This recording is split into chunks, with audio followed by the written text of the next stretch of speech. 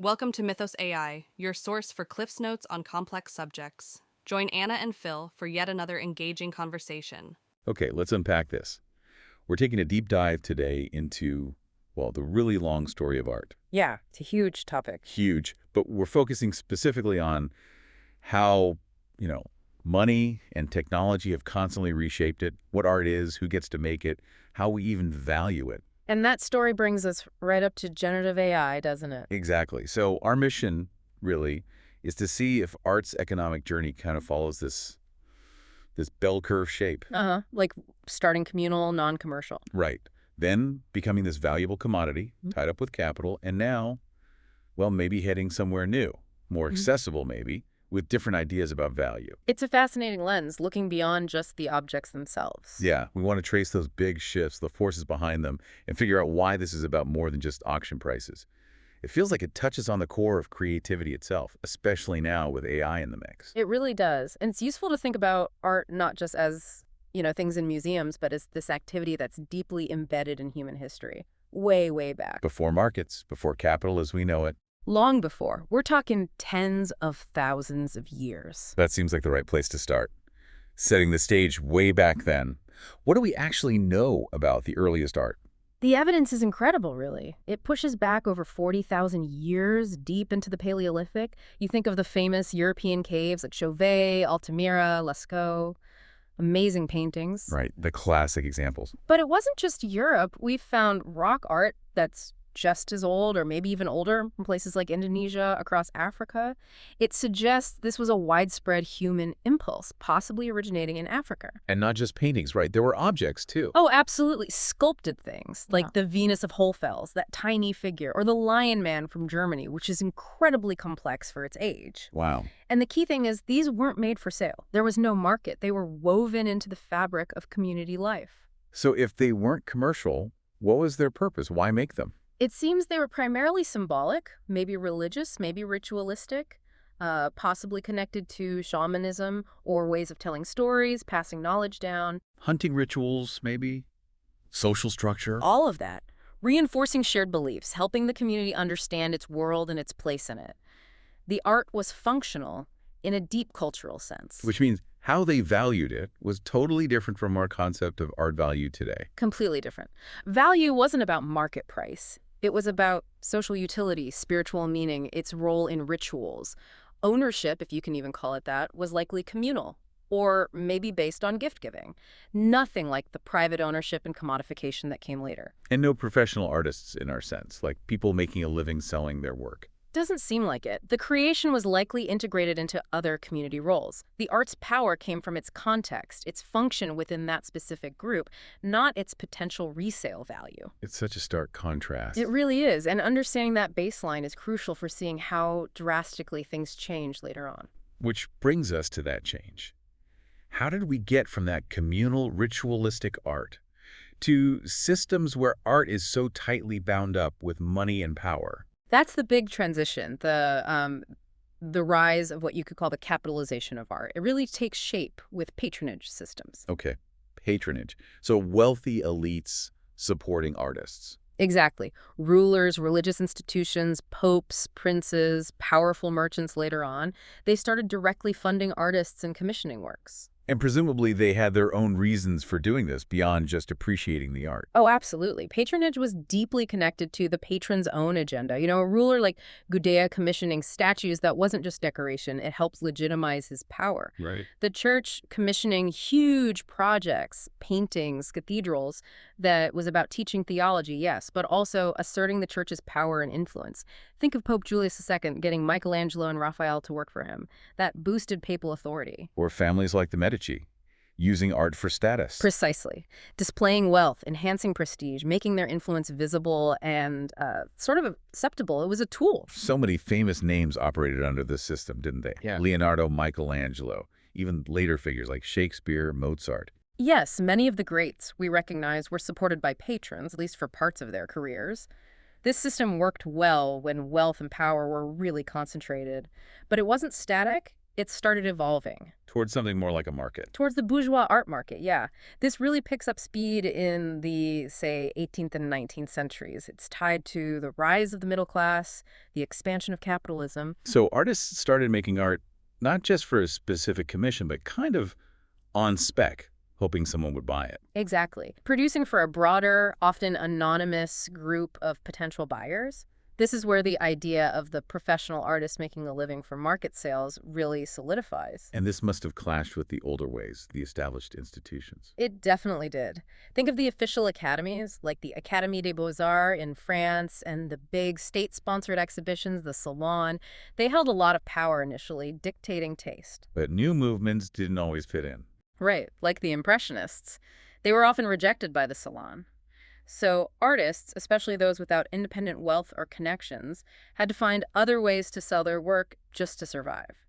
They needed a market outside the official channels. And this is where art starts to be seen as an investment, something you buy hoping its value goes up. Yes, particularly for this growing middle and upper middle class. Collectors, people like the opera singer Jean-Baptiste Farr or Ernest Hochet, they bought Impressionist works not just because they liked them, but they saw potential financial upside. Speculation starts entering the picture. And places like auction houses became important. Hugely important. The Hôtel Drouot in Paris, for instance, started acting almost like an art stock exchange.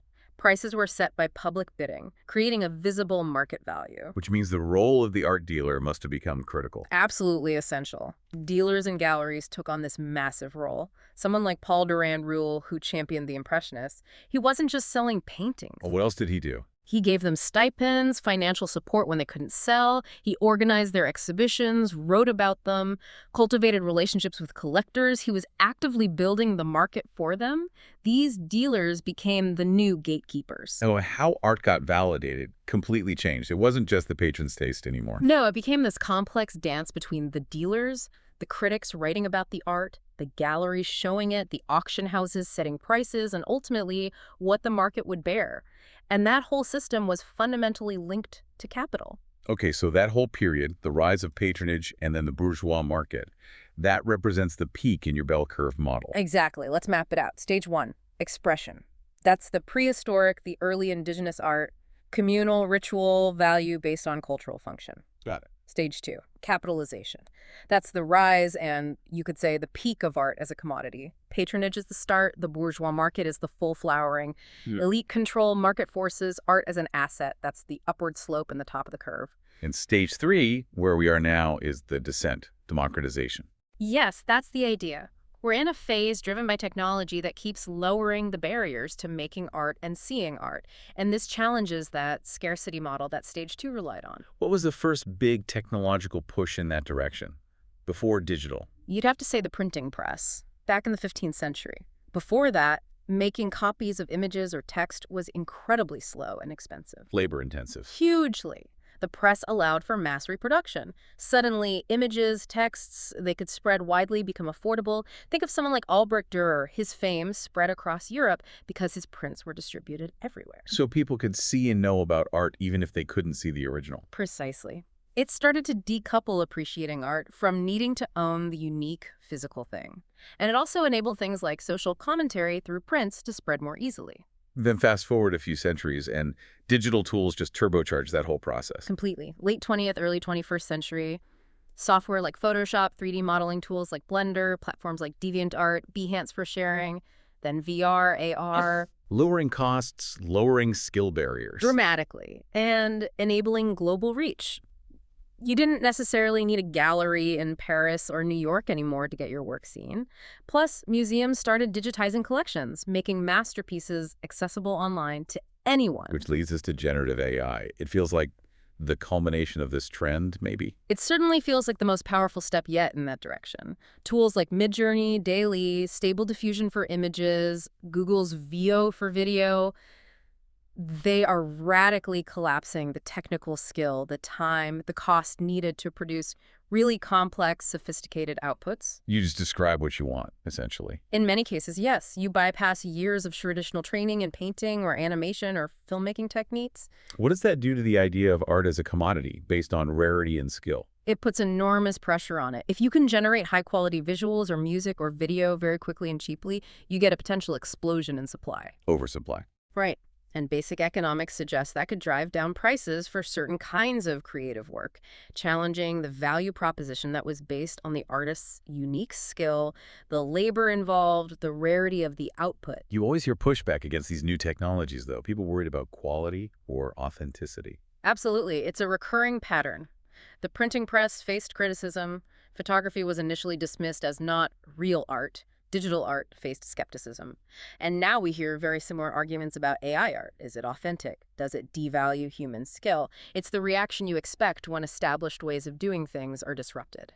But this democratization, stage 3, it's not just going back to the communal stage 1, is it? Not at all. It's fundamentally different. It's mediated by technology, it's global, and capital is still very much present. How so? If creating gets cheaper. Capital's role might be shifting. Instead of focusing only on owning the rare object, it might focus more on controlling the infrastructure. The AI platforms themselves, the huge data sets they need, the distribution channels, control moves to the tools and the pipes, potentially. That's a crucial distinction. So AI isn't just like photography, making copies. It's doing something else. Right. Walter Benjamin talked about photography diminishing the aura of the original through mechanical reproduction. AI is different because it collapses the cost and skill needed to generate new works from scratch or from prompts. Which challenges the idea that art's value comes from the difficulty, the years of practice, the technical mastery. Exactly. If AI can produce something technically brilliant and aesthetically pleasing with relatively little human labor or traditional skill input, it forces us to reconsider why we valued those things so highly in the first place. Was it the end result or the effort involved? Let's look at specific examples. How does this play out in, say, writing? Well, the printing press made reading widespread. Digital tools made publishing easier. Now, large language models like GPT-4, they're lowering the barrier to actually creating the text. Drafting, brainstorming. Generating outlines, producing different kinds of content quickly. It makes writing accessible in new ways, whether you're an author, a marketer, anyone who needs text. And visuals are maybe the most obvious area right now. Seems like it. Think about illustration, concept art, design. Traditionally, that required a lot of learned skill, practice, sometimes expensive gear. Years of work. Right. Now, image generators, Midjourney, DLE, Stable Diffusion, let you create complex, often stunning images just from text prompts. That directly impacts professions built on those traditional rendering skills. Music, too. That's always seemed like a field with high barriers. Historically, yes. Recording gear, instruments, production knowledge, studio time, it adds up. Now, AI tools are emerging that can help with composition, arrangement, even generating performances or handling production tasks. It could make creating sophisticated music much more accessible. And film. That's always been the big one. Hugely expensive. The ultimate capital-intensive art form traditionally. Big crews, complex logistics, massive costs. But look at something like Google's Veo. The previews are showing it generating not just video clips, but high-quality footage with realistic motion and synchronized audio dialogue, music, sound effects, all from prompts. Wow, so not just silent moving images, but the whole soundscape integrated. Exactly. Now, it's early days, maybe the outputs are short, but the trajectory is clear. It points towards potentially collapsing huge chunks of the traditional filmmaking pipeline for certain kinds of content. Scripting, shooting, sound design, editing, all potentially streamlined. For some types of production, absolutely. Think about the cost implications. Access to advanced tools like Veo might have a subscription cost, say a couple $100s a month for premium features. Which sounds like a lot, maybe, but compared to traditional film budgets. It's minuscule. It potentially empowers independent creators, small teams, to produce things that were completely out of reach financially just a short time ago. Rapid prototyping, maybe even final usable footage for certain applications. What about games? Another incredibly complex area. Hugely complex. Asset creation, programming, narrative design. It's immense. But look at projects like Google DeepMind's Concordia. It suggests AI could act as a game master, generating dynamic social interactions and narrative elements within a game world based on high-level prompts. So making game worlds feel more alive, more responsive, without scripting every possibility. That's the potential.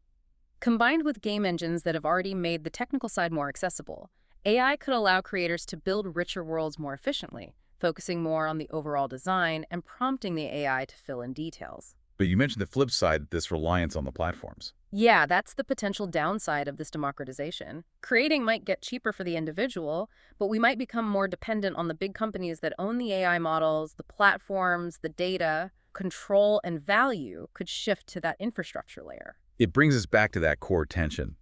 Art as this fundamental human expression versus art as a commodity shaped by capital. And it's important to remember, capital didn't invent creativity, right? Patronage. The market, they acted more like selective forces, amplifying certain kinds of art that fit their structures or needs. The creative impulse was already there. It predates all of that. Way before. And the gatekeepers we associate with the art world, the academies, the big galleries, the influential critics, they arose in specific economic times. They aren't necessarily essential for art to exist. And tech, especially AI now, is shaking up those gatekeepers. Definitely. Online platforms, social media, algorithms, they create new ways for artists to find an audience directly, bypassing the traditional routes. Legitimacy might start to come from online visibility, community recognition, rather than just gallery representation or institutional blessing. So visibility gets decoupled from the old markers of success. It seems to be heading that way. And for AI-assisted art itself, how its legitimacy gets decided is still playing out. What determines if it's seen as real art right now? Well, initially, maybe it's the novelty, the technical wow factor, or its practical utility. That auction of the Edmond de Bellamy portrait, the AI-generated one, that really forced the traditional market to confront this. Who's the artist? How do we value this? Yeah, big questions about authorship. And it directly challenges that long-held idea that artistic legitimacy comes primarily from human skill, originality, the artist's hand. So if AI can make things that look good easily, where does the value shift? That's the million-dollar question, isn't it? Maybe it shifts towards the concept behind the work, the creativity in the prompt engineering, the skill in curating or editing the AI's output, or perhaps the value lies in the specific way a human collaborates with the AI. The focus might move away from just the physical object or the manual skill. So the argument is art as a commodity is historical, tied to specific economic systems, but art as cultural expression making meaning, exploring identity, that's the constant. I think that's a really useful way to frame it. The intense commodification of stage 2 might be waning or changing form, but the underlying human need to create and communicate through art persists. AI might even enable more people to do that for personal or community reasons outside the market's pressures. Could that lead to, like, multiple definitions of good or legitimate art coexisting? Very likely. You could see a real fragmentation. Traditional collectors might still prize human craftsmanship above all. Online communities might value an AI piece for its concept or its viral impact.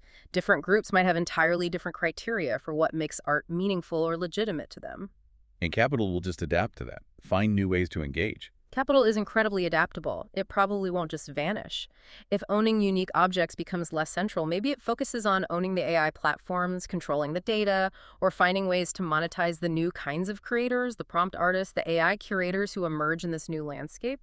It'll likely shift its focus. Okay, which brings us squarely to the backlash, because there's a lot of resistance to AI art. There is significant pushback, yes. And it comes from different places. Real economic fear, institutional anxiety, cultural conservatism. It underscores that tension. The old business models are stressed, but the creative drive itself is just finding new avenues, which inevitably causes friction.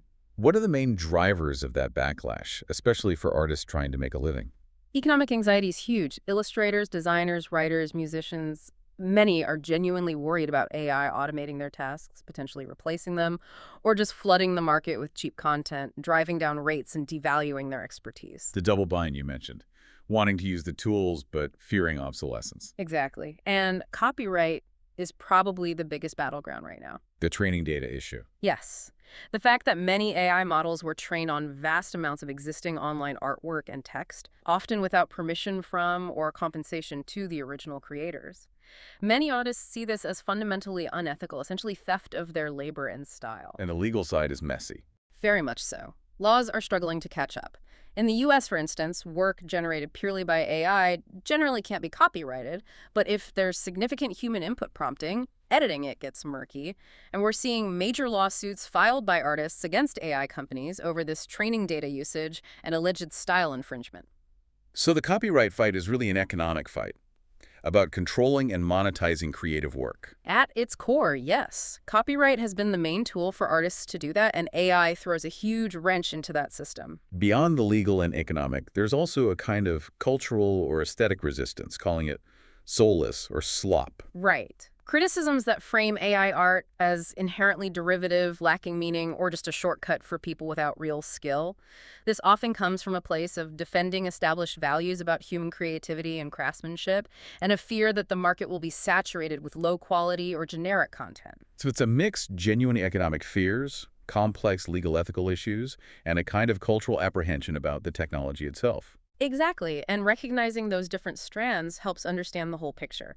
The disruption forces us to think about new ways to support artists and value creativity beyond the old models. Which raises a really interesting question. If AI gets so good at making aesthetically pleasing things, are there still areas where human art is absolutely essential where AI just can't go? I think one crucial area involves content that is deliberately controversial, transgressive, or deals with taboo subjects.